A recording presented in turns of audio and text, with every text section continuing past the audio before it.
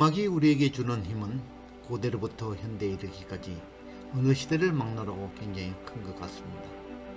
특히 클래식, 그 중에서도 오케스트라라는 음악은 경험을 하면 할수록 신비한 매력을 우리에게 준다고 생각이 됩니다. 제가 처음 오케스트라 연주회 갔을 때가 생각납니다. 누군가 티켓을 주어 가긴 갔지만 청중들이 가득 찬 연주회장 분위기에 제가 먼저 압도되어 무엇을 들었는지 생각이 잘 나지 않습니다.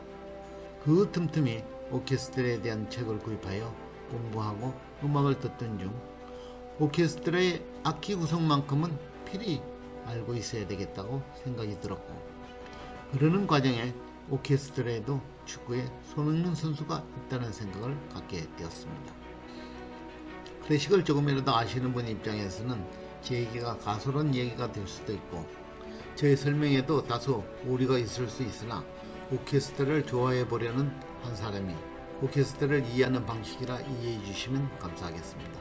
많은 사람들이 오케스트라를 요리에 비유하는 것을 보았지만 저는 오늘 오케스트라를 축구에 비유해 보려고 합니다. 축구는 통상 전술을 구성할 때 전방 공격수, 미드필드, 수비수, 골킵 이 네 가지 종류의 포지션으로 구분하여 여기에 맞는 적합한 선수를 투입하여 팀워크를 발휘하여 승리를 위해 경기를 갖게 됩니다. 오케스트라도 저는 비슷하다는 생각이 어느덧 들었습니다. 전방 공격수, 미드필드, 후방 수비수, 골키퍼가 있다는 생각이 듭니다. 제가 몇 년 전 오케스트라를 더욱 쉽게 이해하기 위해 큰 달력 뒤편에 그린 오케스트라의 악기 구성 그림을 보면서 간략히 설명해 보겠습니다.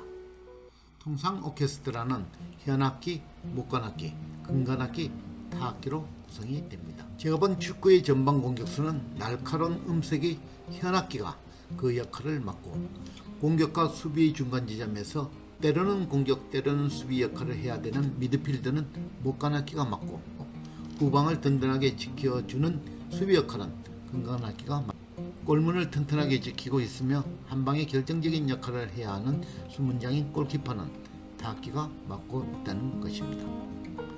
먼저 주 공격수를 맡고 있는 현악기를 소개하면요. 현악기는 바이올린, 첼로, 비올라, 더블 베이스로 구성되는데, 바이올린은 성격이 까다로운 악기로 손가락과 활의 위치가 매우 중요하며 제1바이올린과 제2바이올린으로 구성되어 있는데, 제1바이올린과 제2바이올린의 차이는 음력의 차이로 구분을 한다고 합니다. 다음 첼로는요, 원래 비올라 첼로라고 불렀는데 첼로의 의미는 작다는 의미입니다.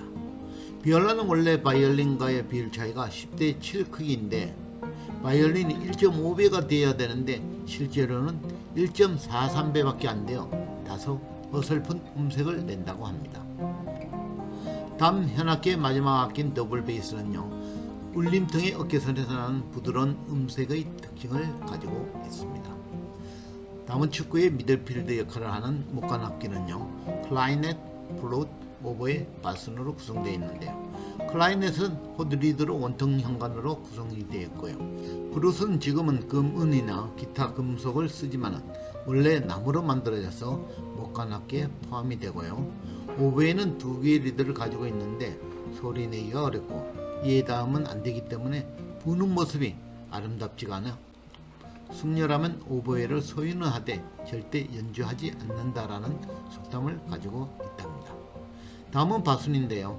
가장 키 큰 악기로 보통 단풍나무로 이루어지며 낮은 음과 재미난 소리가 나서 오케스트라의 익살꾼이라는 별명을 가지고, 치즈로 따지면 고르곤졸라 치즈에 해당되어 들으면 들을수록 끌리는 매력을 가지고 있답니다. 다음은 오케스트라의 수비 역할은 금관악기가 하는데요. 트럼펫, 트롬본, 튜바, 호른 네 가지 악기로 구성되어 있습니다. 트럼펫은 금관악기의 왕이라 할 수 있죠. 왕과 귀족, 권위를 과시하며 깃발과 군대 기상을 상징하며 영주의 세력을 과시할 때 많이 이용되었고, 짧고 빠른 템포로 탕파라에서도 많이 이용되며 대표적인 곡으로는 멘델스존의 결혼 행진곡에 사용된 악기입니다. 트롬본은 금관악기 중에 소리가 가장 큰 악기로 원래 이름은 밀고 당기는 트럼펫이라 하였답니다. 다음은 튜바인데요. 튜바는 기다림의 악기라고 하는데요. 관현악 중에 튜바가 미편성된 곡이 많고 특히 베토벤 곡이나 브람스 곡 중에는 아예 없다고 합니다. 마지막으로 호른인데요. 호른은 목관악기에 2배를 배치하며 목관과 근관악기를 중재하는 역할을 하는 악기로, 악기를 다 펼치면 약 5m 정도가 되는데 가장 어려운 근관악기로 실수가 가장 많이 나오는 악기라고 합니다. 이어서 최종 수문장인 골키퍼는 타악기 중에서 팀파니가 맡게 되는데요. 팀파니는 지휘가 불가능한 악기로 무대 뒤쪽에서 전체를 좌우하는 힘이 있어 제2의 지휘자라고도 합니다. 하나의 가치가 너무 크고요. 타이밍이 생명인 악기로 팀파니라 하면은 복수를 지칭하고 한 대인 경우에는 팀파노라고 부르는 것입니다.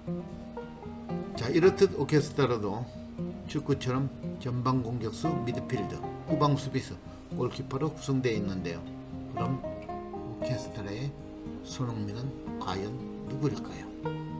자, 80m를 치고 들어가면서 수비수를 모두 제끼고 마지막 골키퍼까지 제끼면서 멋진 골을 성공시킨 장면을 우리는 너무도 생생히 기억하고 있습니다.